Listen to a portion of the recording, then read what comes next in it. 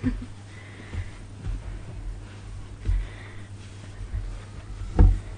Mooji. First, thank you for letting me come here right now to this moment, as well as come here in a wider sense. And I really wanted to say thank you. I'm so grateful that you gave me a big wallop the other day, because I was a person that thought I knew some things, and I really needed to be reminded that what little I thought I knew was nonsense, actually. I'm so happy for that. And you're right also, because, I'm not 100% contented.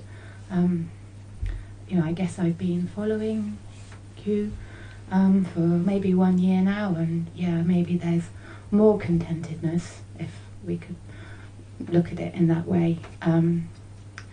But actually there's still, sometimes I really struggle to speak what's in my heart and to act in a way that seems true. There seems to be sometimes terrible fears or like compulsions to do things.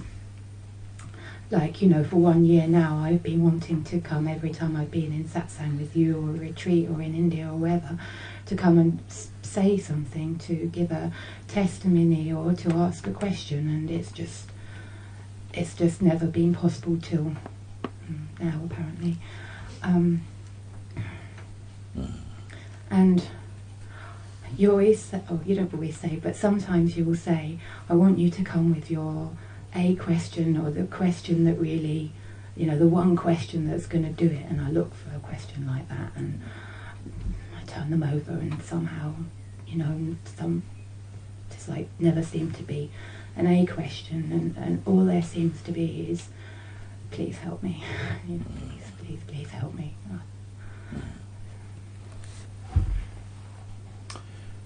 I feel normally most people, when they ask questions in life generally, all questions, nearly always the questions that we ask is based upon an already strong sense of who we are. That I am this person, I live in this body, I'm a man or a woman, I'm from this place or that place, I've been educated in this way, I've had these experiences, and until now this is a short synopsis of my life, and so on. No? So we already bring behind our question a firm sense of who we take ourselves to be.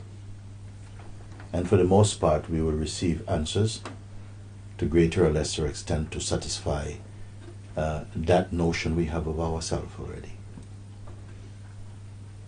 But I don't know how many people, I said that it is said by those who study these things that there are 7 billion human beings alive today on the earth. I don't know what proportion of them are searching in the way that I am speaking now about, which is a search for your inmost truth, your inmost reality.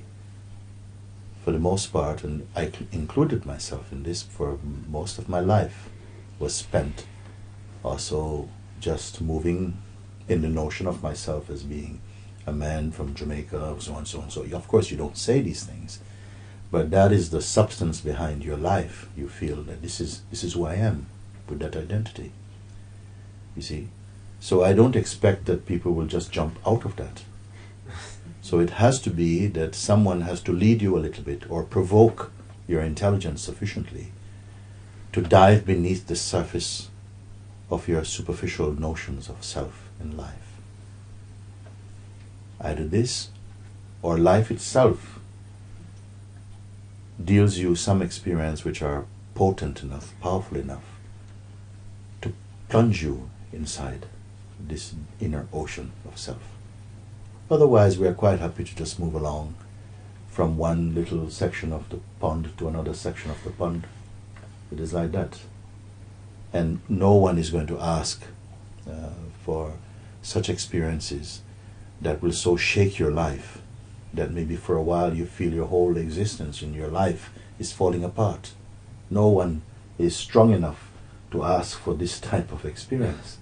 We prefer to ask for experiences that make us feel better about ourselves, to make us more friends, make us more popular, and things like that.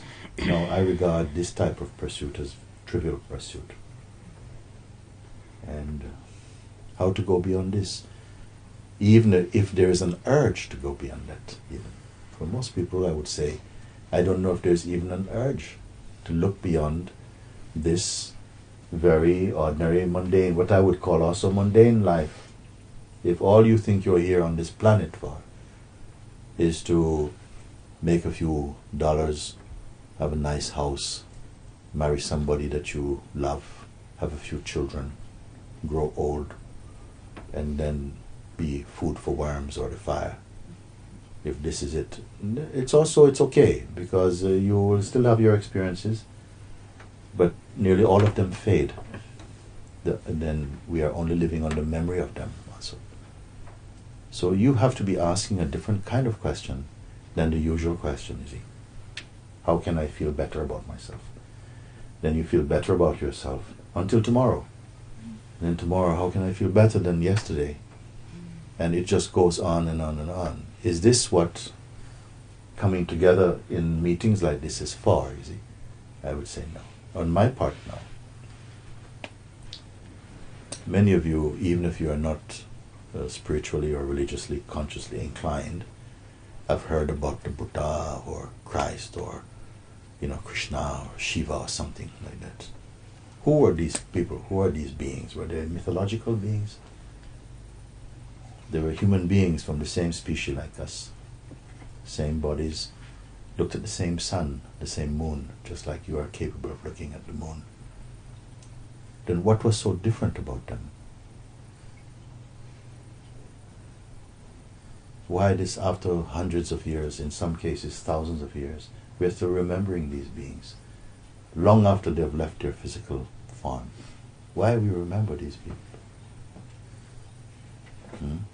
And remember them with love also. Because we might remember Napoleon Bonaparte, but it's not with love. It's not with admiration or something. Or Genghis Khan or somebody. It's not with love. Genghis. No, it's not with love. You see? Why are we remembering these beings with so much love and so much passion? Because the manifestation of their life was an inspiration and is an inspiration to millions and millions of human beings, that show them that there's another way apart from the common way, that it is possible for the human being to discover lasting happiness, which is not about events. This thing happened or that thing happened, or getting married or having a child. It's not this type of happiness only, which is fleeting happiness, meaning that it's here today, gone tomorrow. Not this happiness, but the very happiness which is at the root of your entire existence, which is not something that you do, it is not something that you work upon. It can only be something that you discover. And their ways were always simple. Maybe later, when other people got hold of their teachings, they made it even more complex to suit their own complexity. But originally, these, I don't even want to call it teachings, they were pointing out something. It was very simple, you see. Why did these beings come into manifestation? I cannot say. But if they did not, I think we'd be in big trouble. There are still millions of people who don't have the sense that life can be extraordinarily beautiful and pure from the inside out.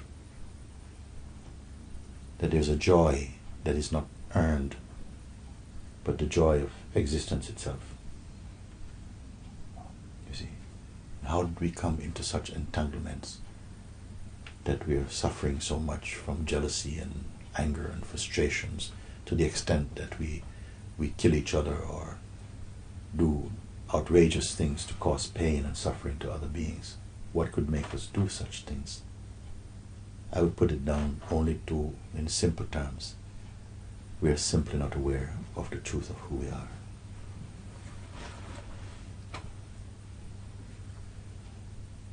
So those who come to satsang, whether you are conscious of it or not, an inner force is pushing you to come. Even on the surface it might feel like it's an accident, or I came only because my friend came. But each one is called by the same inner voice. You may not recognize that. You may say, I'm only coming here because she's here or he's here. But that would be to really miss your chance. You cannot be in a place, any place, unless some power, maybe one you cannot explain, cause you to be there. Something inside is asking now this question, how can I, please help me? Please help me. In what way to help you?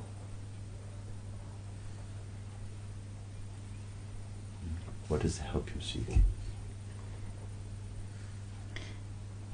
What comes is like to be able to come out. So like that inner voice for me, like to be able to hear that and to allow, you know, this body to be an expression of that. I feel great frustration at.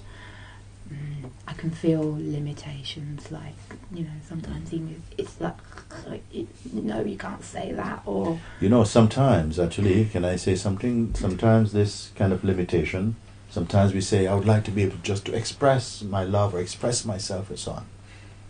In the same way as one person came in India and said to me, you know, I've always suffered from this shyness, I don't know where it comes from.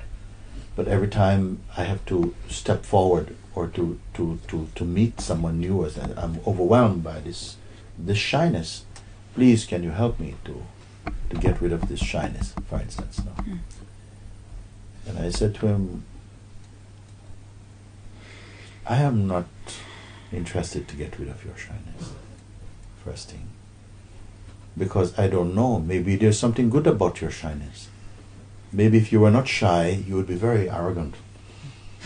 You'd be very upfront with, oh yes, look at me. I don't know this thing.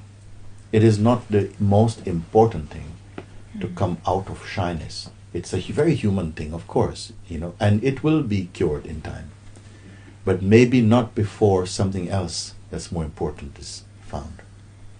Maybe your shyness, maybe our pains, our little aches and pains in life, they're holding back something, they're holding you back a little bit, so that you use this to find something much more important than breaking through these many obstacles. Maybe they help you to look and to look more deeply, you know, into your being. Whereas maybe if you were expressing, the most you'll become in life is a great actress or a beautiful dancer. And you may get great acclaim. Oh, she's a wonderful dancer. But you will not be free. And I feel you're here because you wish to be free. And can I say a little bit what freedom is? Yeah, I wanted to ask that. Freedom is to be free from the hypnosis of conditioning, negative conditioning also. Not all conditioning is bad or nothing. It's free from the influences of the psychological mind. It is freedom to be what you truly are. It's the freedom to know yourself and to be in synchronicity with the universal vibration, you can call it that. This is our natural joy. There is no joy, tiny you, in your natural little joy. It's a joy in your harmony with other beings also. Because it is very infectious when you're in your natural joy. Not excitement, but the natural joy, natural peace. That's something earlier than ancient in us. response to that. Other beings get a chance to bathe in your peace. Jesus Christ said something. He said, "Come to me, all of you who are heavily burdened, and I will give you rest." How we can do this? Which human being can say this thing? All of you who are burdened by life in so many different ways, he says, "Come to me, take shelter in me, and I will give you rest." Why he can say something like that? Because his very life is rest, is peace, is purity, is love. Only such a human being can accommodate not just others, but the whole world, actually. Maybe in us there is not yet the seeing to take what I'm saying literally, because I'm being very literal about it, not poetic, when I say that other beings will take rest in you because there's space in you. And perhaps one of the great disease of our modern life for human beings is the lack of inner space. We are so filled with noise of activity, of plan, of dreaming, of thinking.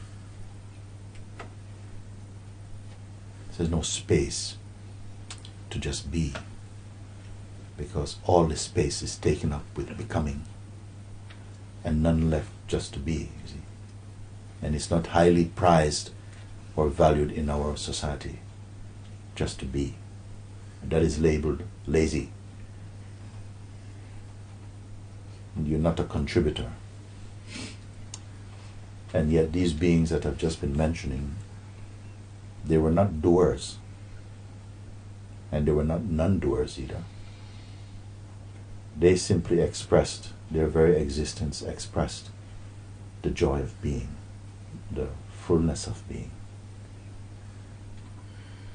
And they sat also in satsangs with people of their own time. Satsangs were taking place 2,000 years ago with Jesus Christ, 2,500 years or so ago with Buddha, 5,000 years ago with Krishna, all these beings. We don't have to go back so far. Not long ago with my own master, Papaji, with Sri Ramana Maharishi, and so many beings, many wonderful beings, many wonderful sages have graced our planet like that. And they show a light to human beings that is an alternative way from the way of personal progress. They talk about the universal self. And I'd like to feel that we're here to explore that and to discover that. Because this is not a university class. It's a universe class. To find something inside us to discover that. And even as we speak, if your heart is open to it, already the grace of that understanding is beginning to stir in you. You don't have to have a firm, thing in your mind that you can write some thesis about it. Maybe at the end of satsang, somebody may ask you, what was it about? And you're not able to say. I didn't retain anything mentally. But something inside is different.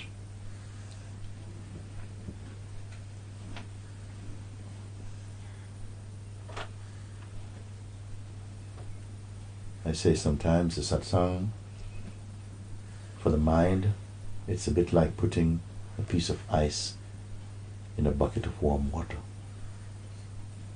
and the melting is taking place.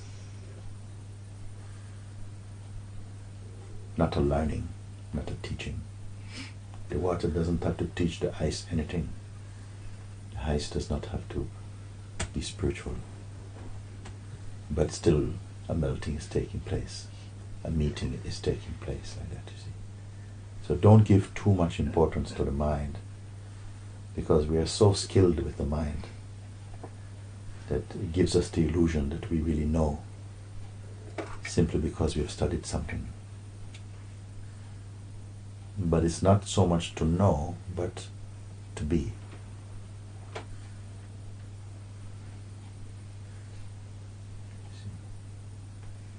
So we can start actually by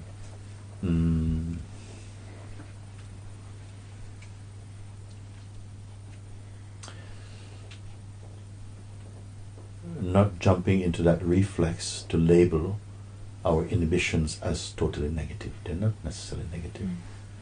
They are our teachers also. You see?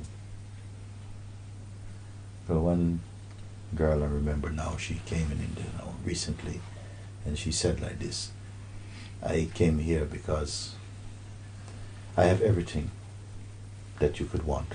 I've got good family. I've got, I'm not have to worry for things. I'm quite free. My family is quite open-minded for Indian family, and so I can pretty much explore and do what I want. Got very good friends. But my problem is that I have a very powerful mind that is always judging myself. She said like this: I'm always judging myself. I can't stop it. Everything. I'm too fat. I'm not quick enough. I'm always left out. Always this self-judgment is there. And I wonder if you can help me to get out of it. And again I said like this: is there anything good about it? I asked like that. Is there anything good about it? He says, no. I said, think about it. Is there anything good about it? Your friends are not here.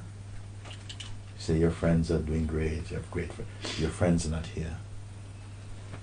Your family not here. Why are you here? Your problem brought you here to satsang. And here is a place you can discover much more than this little problem. You can actually discover who you are. So this problem, so to speak, has forced you to look more deeply into the nature of yourself, because your pain drives you to do that.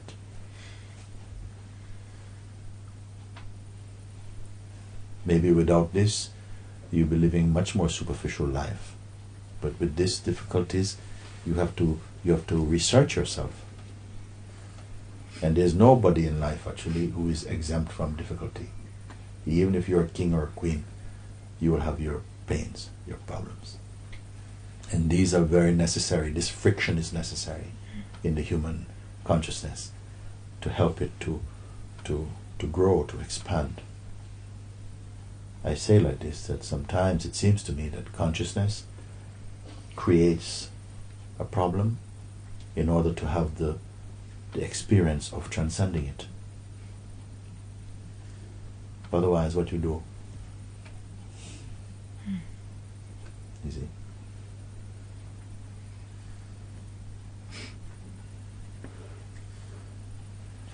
You speak about these things like inhibitions, maybe you may say like this. There are some inhibitions, maybe we can use this word. If you're smart enough, you can just substitute the word inhibition for whatever your stuff is. Okay? You don't have to say, well, he was dealing with inhibitions now, I'll just wait until it comes around to rejections. No, you are smart enough to say, okay, it's the same thing. All problems have the same parent.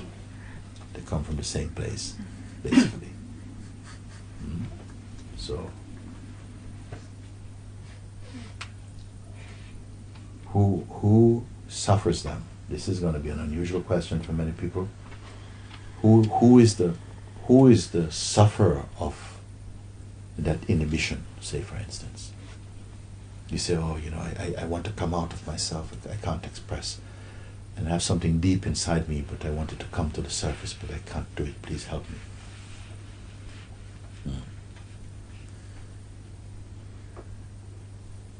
Then I ask you, who suffers it? And just wait for a minute, because otherwise a great assumption is going to jump forward and say, well, it's me, and of course it's me. And then you might be asked, this me, what exactly is it? Let's take a look. Don't give me just the mental answers about it. Can you actually identify the suffering me?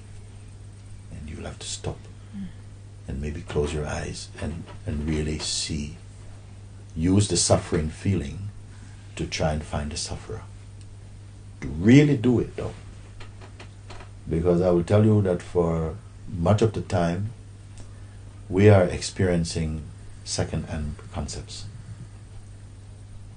You've never really looked at something. You just, maybe your family has told you about it, a friend told you, and you picked up their notions and think it is your notion. And you go and pass it on as well too. But has anybody ever really examined something? You say now, I ask you now, if you have a feeling of being held back or something blocks you from coming forward. I say, okay, fine, this I understand. But now introduce me to the one who is actually blocked. Then you must go inside and identify, okay, yes, I got it now. I can see inside the one who is blocked. Why do I say look inside? Because is there one outside? Outside would be the body. And the body does not know blocked. It does not think and does not have a thinking mind. The body is just the body in which the processes of thinking, maybe they register inside the body.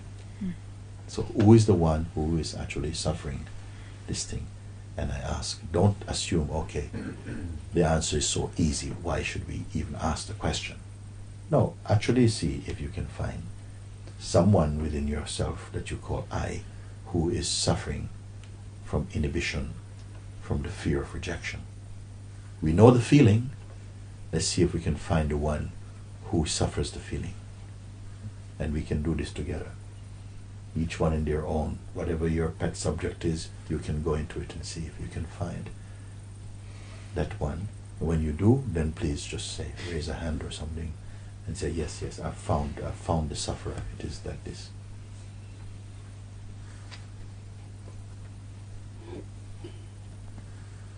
Maybe you may even find that your mind immediately rejects this invitation even. Maybe your mind just rejects it.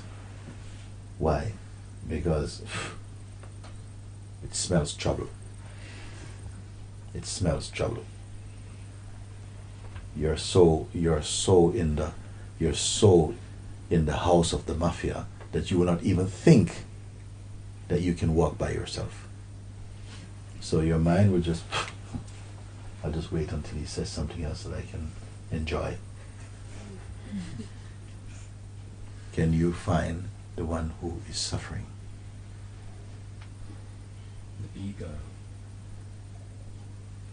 The ego right now is only a word now. It's only a word. I want you to put some flesh on the word and see if it is actually something. Ego is only concept now. Can you actually find ego? Can it be, does it have a size or shape? Is it look the same like you but tiny? What is it? Can you find? No, I was going to say, if it's okay, I seem to just find some kind of an image. Like if I thought about looking for who's this person that wants to be, who's the person that wants to be heard, Yeah. and all I found was like an old image of myself as a child, really, just wanting to be heard, and I can't Many people say give that's this like answer. me, or Yes. it seems a bit old and smelly. It's not. It's something I can look at. So an image came of perhaps yourself in the form of a child. This is a child that is feeling, stuck or something. Yeah. But this is an image. This is an image. The image feels like it's stuck. Is it real? Is there really a child inside stuck? We have to look like that. I have been coming like this and speaking to people in different parts of the world. I'm looking for someone or the type of company who really takes this to heart and who really wants to go into that. If you come only to, take it or leave it, no, I don't want this company. I would like to find the people who really wants to look, because through this door that you're looking, the other end is the Buddha land. Okay? You start here in the Buddhi and you end up in the Buddha. Buddhi means mind, intellect. Buddha means the heart, the pure place of truth. If you go into this, why I'm asking you this, not just to solve this little problem, but all problems. All problems. So don't take this like it's a little tiny thing. Maybe start out little tiny thing. In fact, our bodies start out as little tiny thing. Look what's happened now. So a little problem, little tiny thing. When you look at it now, you can see if who is there actually suffering. You said the image of a child comes, and there's compassion for this child or something. There's something around this child. It's a self-image that you have retained maybe for a long time. You have not looked deeply at it. It's just been a feeling point and has this face on it. But is this child real? Where inside is this child, apart from somehow an image in consciousness or something? So, is that image sufficient? Is that image sufficient representation or sufficient subject to pin this suffering onto?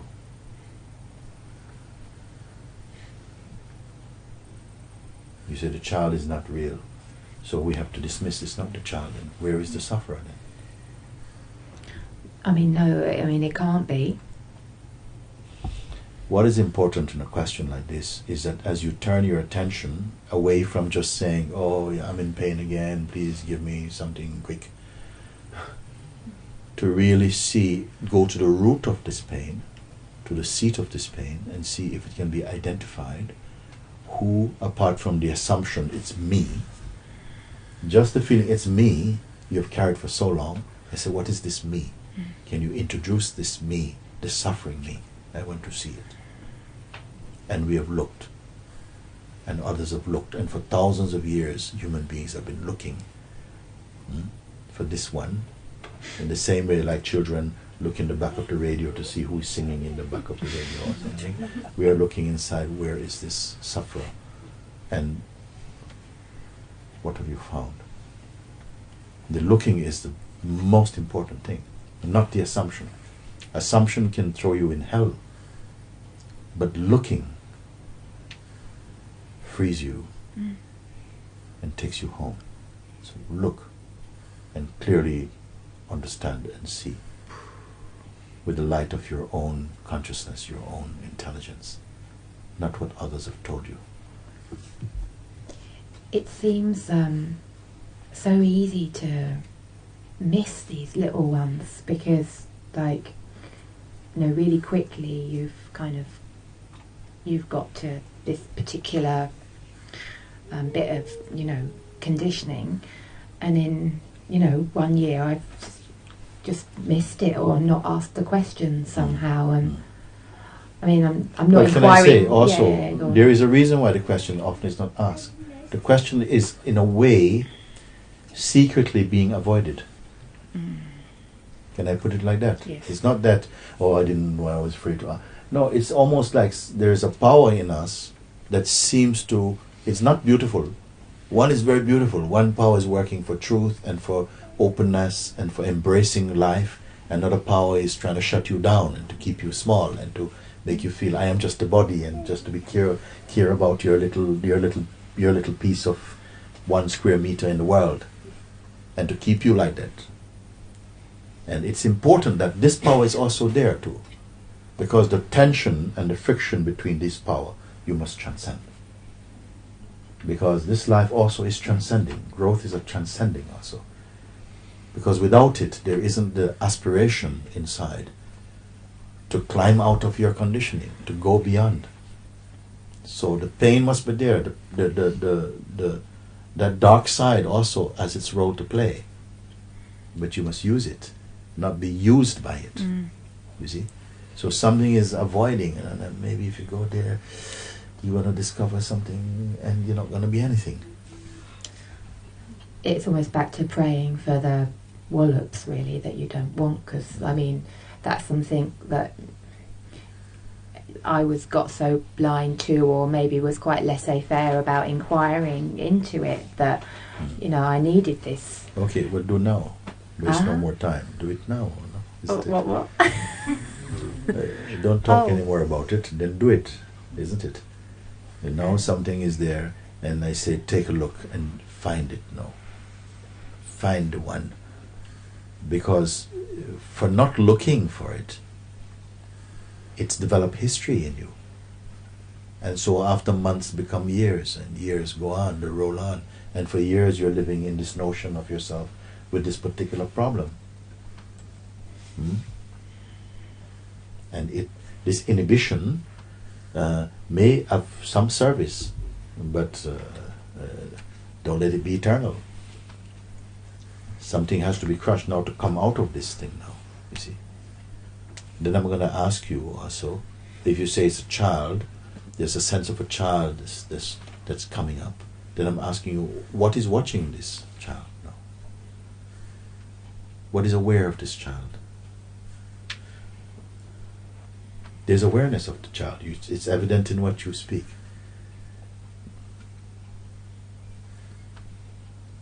What is it this that is aware of this child? You see? Is it the child? Is it stuck? Is it inhibited?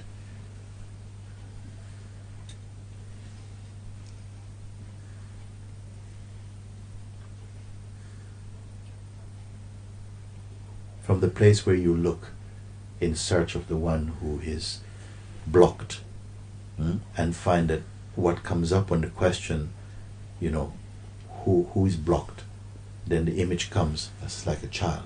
This is just an image. What watches this image? Is that inhibited? Is it blocked, that image? That one that looks? Experience will tell you. Do it. No. In the space of this awareness, any number of things is floating up in the surface. You're watching the whole world. This world is only according to how you perceive it also. The world you're experiencing is in no book.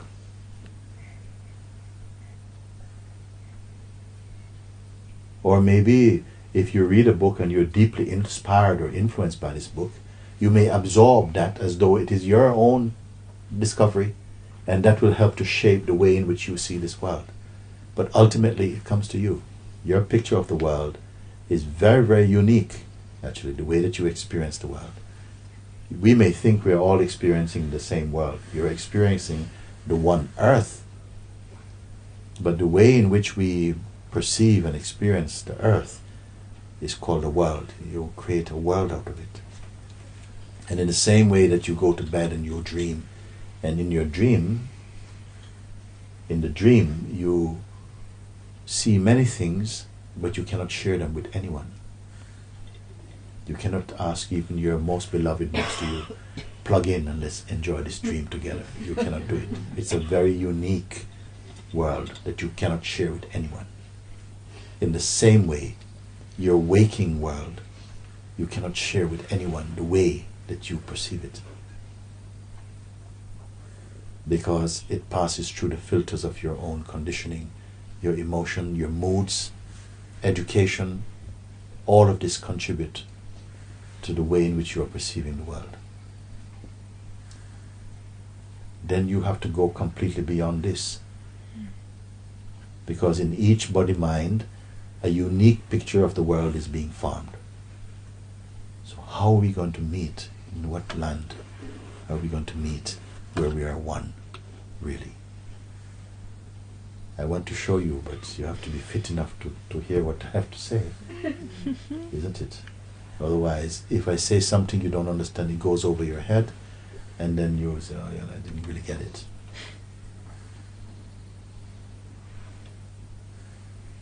You are the awareness itself, in whose light all that the world and all that you perceive and believe and think and imagine appears in the light of that awareness itself. But awareness cannot be described by anything that appears in it. It is like space, but it's not space. It's more subtle than space, because even space is perceived in it. I wonder if you're beginning to sense how beyond anything that you've learned, and yet how simple this awareness that we are is. But because we are so accustomed to think of ourselves as flesh and blood, and thinking and conditioning, you miss the most simple thing in the universe. And you have to experience this inside your heart. You have to experience it. It is so simple, you see. It is in a child before it even develops a mind.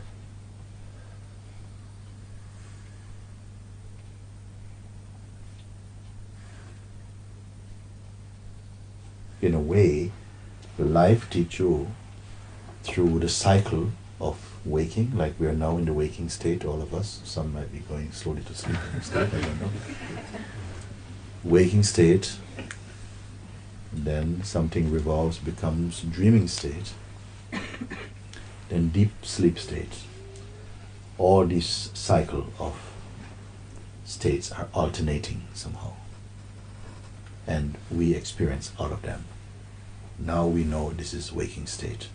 We can converse in the waking state. There's a sense of you and me and life, and the differences and time and space and change.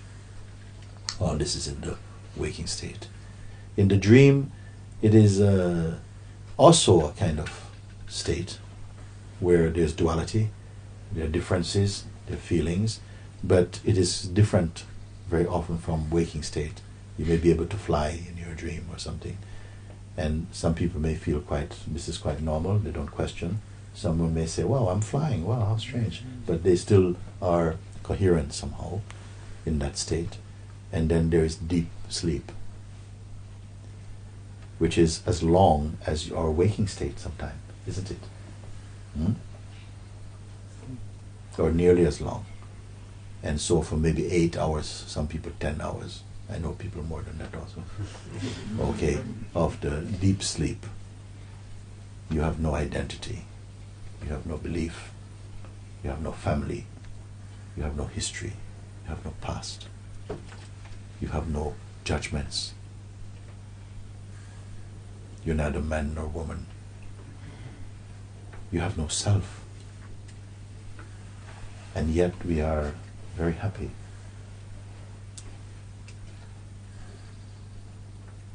In deep sleep.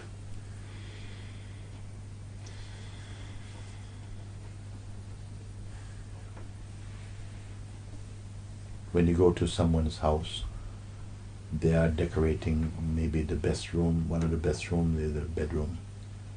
Maybe it's sitting room for many people, because if you want to impress other people, then you put a lot of effort in your sitting room, your entertainment room. Some people's bedroom is entertainment room too.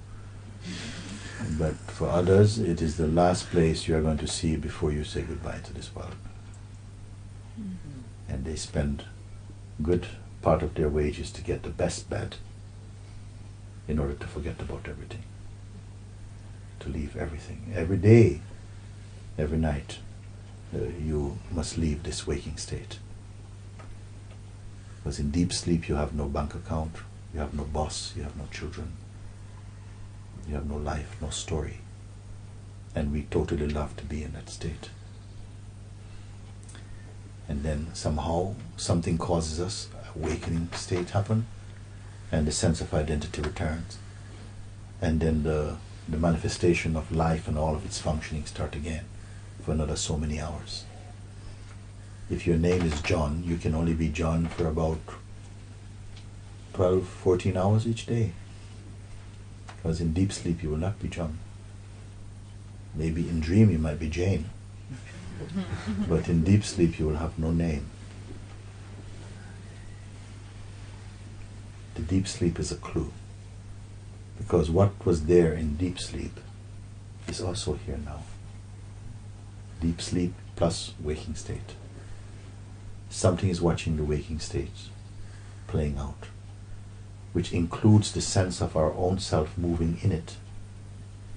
And yet there's an awareness in which the waking state is also seen. Nowhere in life are we encouraged, really, to look at life in this way. And yet it is the truth for everybody. Something is behind the waking state. Not behind in terms of distance, but behind in terms of subtlety. Right here as I am, I'm also the witness of my I amness, my life, the life force, thoughts, feelings, sensations, actions, reactions, interactions are taking place, and observing of them is also taking place. Who are you?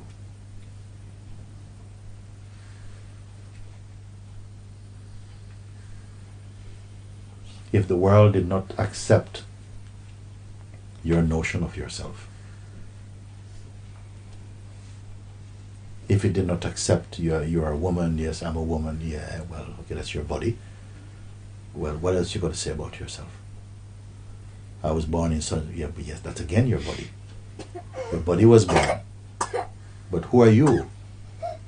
I don't understand what you mean. Oh, yes, you do. Find out what I mean. Who are you? I am John, so-and-so. No, no, no. You were there before even the name John came. You cannot be John. Who were you before you were called John? There's something here that has no name. The best name is I.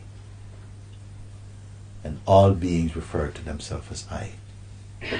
That is your name as consciousness. Consciousness calls itself I, or I am, inside this body.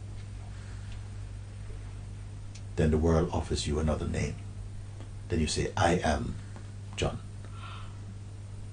But I am is not John. It's not Susan.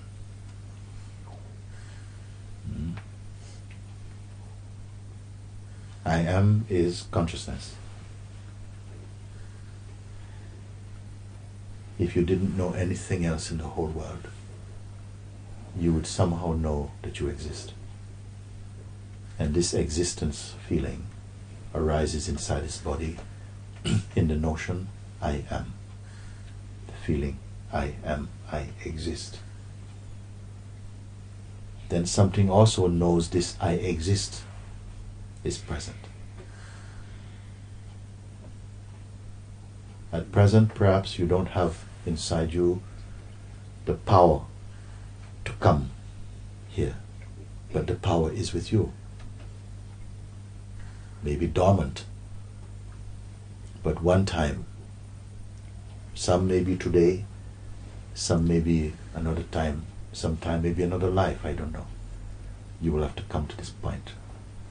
You'll have to find out again your original being, which is here right now also.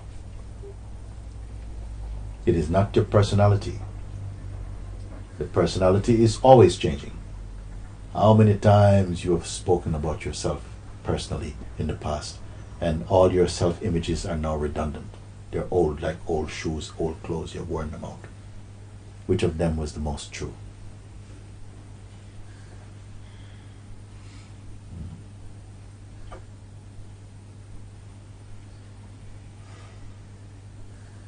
So you asked me a question, I've gone much wider than your question now. Are you still present with me when I speak like that? Yeah.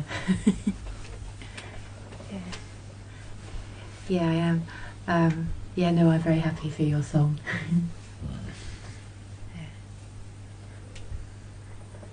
Okay. Yeah, thank you so much. Okay. Thank you so Thank much. you. Yeah.